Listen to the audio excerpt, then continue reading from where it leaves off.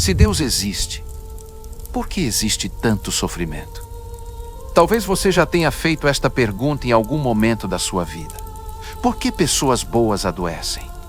Por que perdemos aqueles que amamos? Por que Deus permitiria que homens que caminharam ao seu lado enfrentassem prisões, perseguições e mortes tão dolorosas? Essas são perguntas antigas, perguntas que acompanham a humanidade há milhares de anos. Mas talvez a resposta esteja justamente naquilo que Jesus mais falava: o reino dos céus. Muitas pessoas passam a vida inteira acreditando que esta terra é tudo o que existe, que os poucos anos que vivemos aqui representam a nossa história completa. Mas Jesus ensinou algo completamente diferente. Ele disse: na casa de meu pai há muitas moradas. Se não fosse assim, eu vos teria dito: vou preparar-vos lugar. Jesus estava dizendo aos seus discípulos que esta vida não era o destino final. Este mundo, com toda a sua beleza e também com toda a sua dor, seria apenas uma pequena parte de algo infinitamente maior. Em outro momento, descrevendo o futuro daqueles que pertencem a Deus, a Bíblia declara: e Deus limpará de seus olhos toda a lágrima. E não haverá mais morte, nem pranto, nem clamor, nem dor, porque já as primeiras coisas são passadas. Pense nisso por alguns segundos. Um lugar sem despedidas, sem hospitais, sem cemitérios, sem ansiedade, sem medo, sem depressão, sem injustiça, sem sofrimento. Um lugar onde nenhuma lágrima jamais voltará a cair. Talvez pareça difícil acreditar nisso, vivendo em um mundo tão marcado pela dor. Mas essa esperança era tão real para os primeiros seguidores de Jesus que eles estavam dispostos a perder tudo por ela, inclusive a própria vida. Porque eles acreditavam que tinham visto algo que mudava completamente o significado da existência. Eles acreditavam que a morte não era o fim. Eles acreditavam que o reino dos céus era real. E é justamente aqui que surge outra pergunta.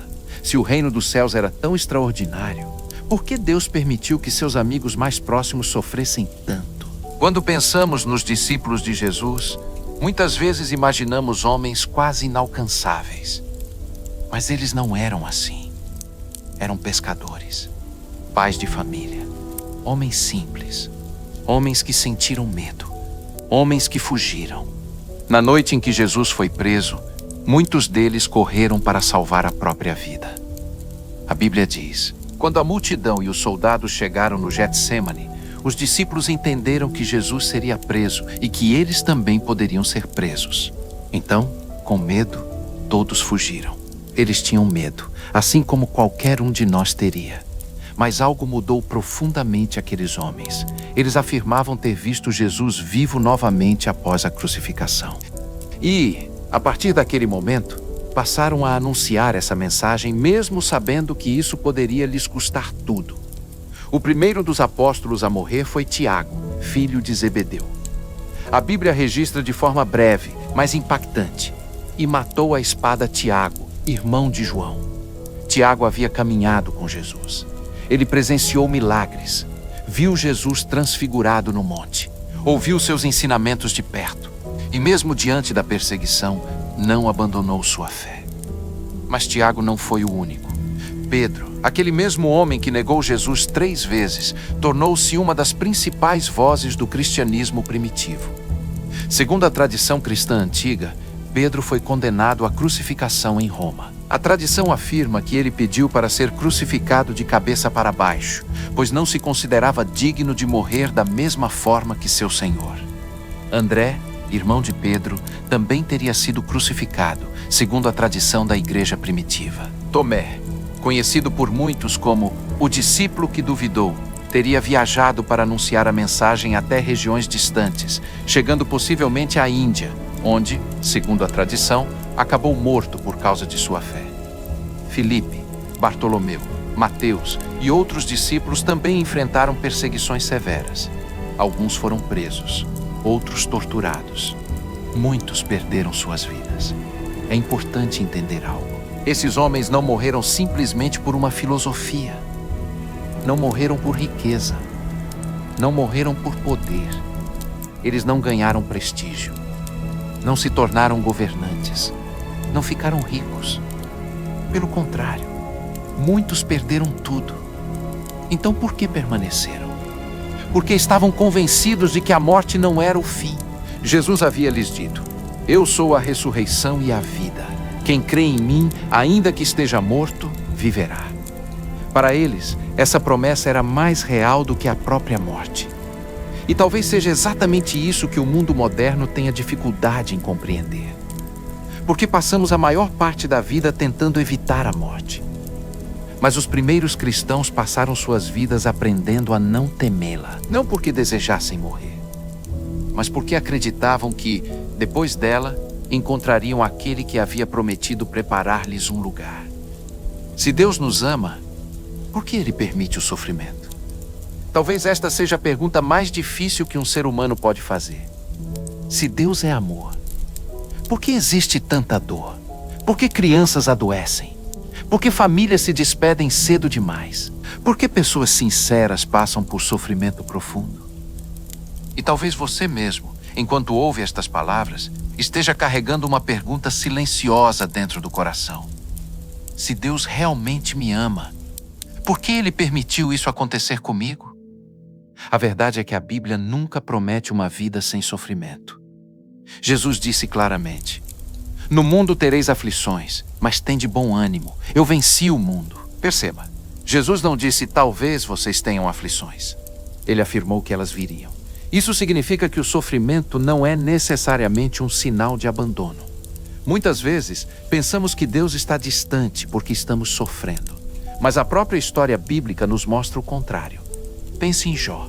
Jó era descrito como um homem íntegro e temente a Deus. Ainda assim, em pouco tempo, perdeu seus bens, seus filhos e sua saúde. Em meio à dor, Jó fez perguntas, questionou, chorou. E, como muitos de nós, desejou entender o motivo de tudo aquilo. Então Deus respondeu: onde você estava quando lancei os alicerces da terra? Responda-me, se é que você sabe tanto.